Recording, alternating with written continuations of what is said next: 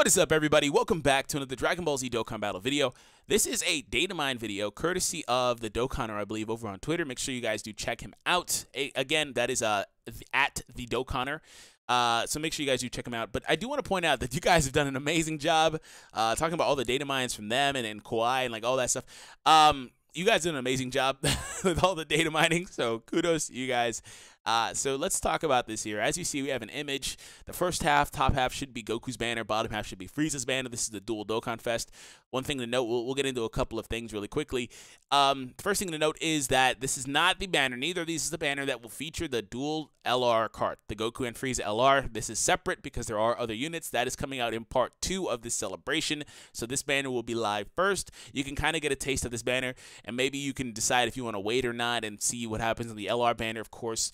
But this banner does feature the Goku and Frieza that go through their forms, basically, where like they start off in base form, then Super Saiyan 1, Super Saiyan 2, Frieza does his thing as well, not Super Saiyan, of course, and ultimately Goku goes blue and all that stuff. And each time he progresses, the passive changes and stuff. So if you want to get a full breakdown on the new units, even the EZA Piccolo that's free to play and all these other things, the Goku Black from the World Tournament, link is down below in the description for a video that I did.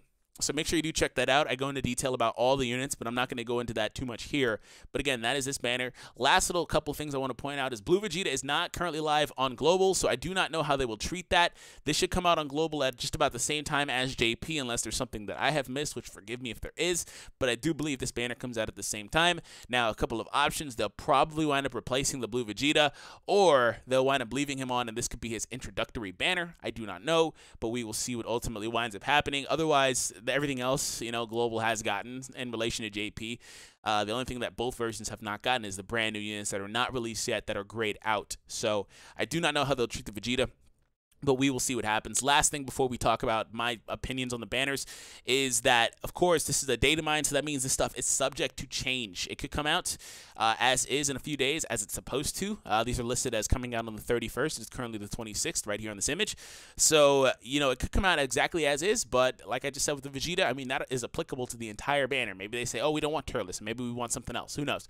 Maybe we don't want Super Saiyan 3 Goku, etc. So keep that in mind as well. But anyways, first thing I notice is, you know, they're doing a thing here where it's like, oh, one demigod, the Goku Blue and the Frieza at the very bottom. Okay, that's fine. 120 leads. There's the Goku Super Saiyan 3 and the Cooler. That's fine. Then you go into 3 category leads, 2 category leads, and then the hero villain leads technically, right? So like you have meta leaders pretty much. Each banner has 3 of them, and then you have the 2 new units per banner. So as it breaks down, another thing that is a theme here is while you have the hero villain leads, you also can go from literally having no hero villain units at all. Like if you're a brand new player or whatever, or maybe you're missing several of these units, bottom line is you can pull every single one of these featured units on the banner, for example, and literally go and build a full 120 team and meet the entire team requirements. So that is another thing that is of value on this banner. Now, off the bat, I do see that basically the best transcendent you are in the game is over on the Goku banner, the Vegito Blue. Now, the thing about the Vegito Blue is that if you have LR, maybe he's not as valuable to you, and if you were missing Rose, then maybe that bumps you in the opinion of the villain banner. One thing that the villain banner, in my opinion, has is it probably has the next best unit available other than the new ones in Turles. And no, I'm not trying to overrate Turles. If you disagree, that's fair. But he's a character that is criminally underrated, and he is one of the best characters in the game simply because he is an amazing support, and in fact the best one that has come to the game pretty much at this point.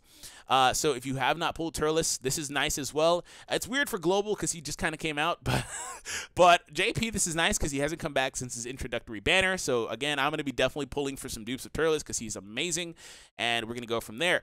But another thing I do point out is that the hero banner, it actually has access to the pretty much like a really solid ROG team. Like you have the leader for the ROG category, which I need more. Dang it, these banners are going to bother me. I need like 2 UI Goku dupes. I need like all. Oh, I'm going to spend a lot of time on the villain banner. I have no dupes for Goku Black at all because this is, I think, the first time he's come back since his introductory banner as well. If not, it's the second time, but I haven't really seen him and I haven't had the chance to pull him. I think this is the first time. But yeah, on the hero banner, you have the Ultra Instinct over there. You know he transforms. You guys know he's amazing. Other than that, you have a full like ROG team pretty much. You have 4 units you can get that could be applicable to the team if you wanted to go from there. And I don't want to gloss over the 120s too much or the bottom rows of these units, the Super Saiyan Blue Goku or the SS3 Goku. It's just kind of like their niche, especially the Blue Goku. He can be applicable to ROG. Kind of otherwise, you know, you go from there. You pick your poison with that guy. He's pretty good, but kind of not good in certain scenarios. SS3 is really good if you can formulate his team, which unfortunately his category leader is not on this banner, Super Saiyan 3. But otherwise, he's an amazing unit in that setup, and also he benefits in the fact that his name is Angel, so he can be on the team alongside the LR, so you're good. Otherwise, as it comes to the Frieza banner, the cooler is awesome, especially if you pick up Turles on the banner too, because all of a sudden you have one of the best possible units for Turles' overall category, which admittedly Turles' category is good, but it's not like super great in my opinion. The thing about the villain categories is that they kind of bleed over the exact same LRs into every category, literally. It's always Broly, Bojack, so I mean if you can formulate those teams, and I guess that applies to heroes too, but if you can formulate those teams, you have those units, then of course that adds incentive to pick up Turles and or cooler if you have not already got those units. Frieza is available here with the Resurrected Warriors category as well. Again, another category that uses the same units as Turles pretty much. The same top end units, that is. But again, if you don't have access to Frieza, go for it.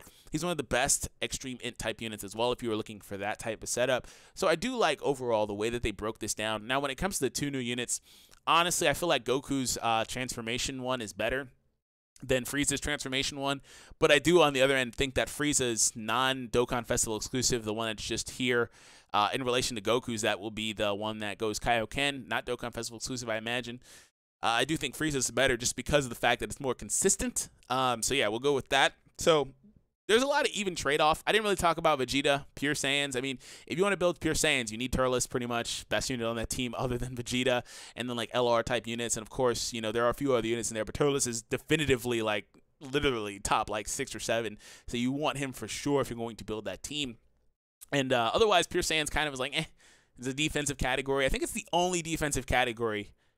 It is the only defensive category available here on these banners. So we'll go with that. The teams that literally have more options a lot of times will wind up being that way. But I will point out that these 2 new Gokus are also applicable to the Pure Saiyans category as well. Good news about the first Goku is the one that he goes through all the transformations. He's going to be available for Pure Saiyans. He's going to be on Super Saiyan 3. He's on all these categories. He's on ROG. He's on a lot of different teams because he goes through these freaking transformations. So he turns into different units. So, yeah, that's kind of the way that I think about it. So, for value, for me personally, I think the villain banner is more valuable for me. But I would say for, like, somebody that doesn't have the box, that's brand new to the game, the hero banner for sure is going to be a better banner for you to summon on because you have more overall potential with the way that the teams are set up. Otherwise, you need less things. Heroes are a lot more general as well in this game. When it comes to building teams that feature mainly villains, you kind of get in a position where it's like, oh, okay, well, I need more villain characters that are not very prevalent in the game. A lot of the heroes flat out outclass the villains, but the villains do have their own niche so that they're able to do things like debuff, etc., etc. So personally, I do think like if you're somebody that's just trying to build up your account, you're new or whatever, the hero banner through and through is a better banner for you. For me personally, I do think that the villain banner is better for me, but honestly, the hero banner might be better for most people just because of the mass variety that you have available there. I didn't really cover Goku Black too much, but I mean, you guys know how good he is. He doesn't really need me to shill for him, so that's about it, you know. And last little bit is Golden Frieza at the bottom. He's fortunate that his name is an Angel, so he can be on the team with the int one as well. I believe that one's name is Angel, despite not listing it there. Otherwise, he's kind of very to me. But maybe if we get a Frieza category, he'd be really good. Who knows? But that is it. Let me know your thoughts in the comments down below as it pertains to these banners. Have an awesome day, and I will catch you all in the next Dragon Ball Z Dokkan battle video.